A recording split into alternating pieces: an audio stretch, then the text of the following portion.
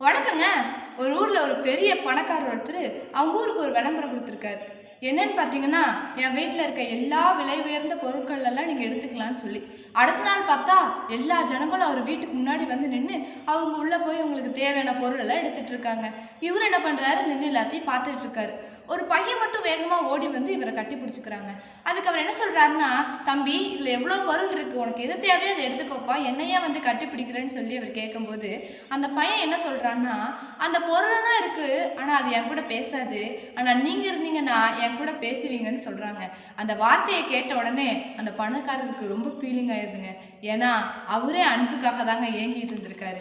அதே போல் பைபிளில் ஒரு அழகான வசனம் இருக்குது. 1 யோவான் 2:15 உலகத்தில் உள்ளவைகளிலும் அன்பு கூறாதிருங்கள்னு. நம்மளும் சில நேரத்துலங்க உயிரே இல்லாத பொருள், நம்மகிட்ட பேசாத பொருளுக்காக தான் போய்கிட்டு இருக்கோம். நம்மளுக்காக காத்துக்கிட்டு இருக்க நம்ம ஆண்டவராக இயேசு கிறிஸ்துவை நம்ம நோக்கி பார்க்கறதே இல்லைங்க. இனிமேல் நம்ம அந்த மற்ற ஜனங்கள் மாதிரி இல்லாமல் அந்த பையனை போல ஆண்டவர் கூட பேசுகிறவங்களா இருப்போமா? ஏன்னா நீரே போதும், வேறே வேண்டாம், இந்த நண்பரே சுவே.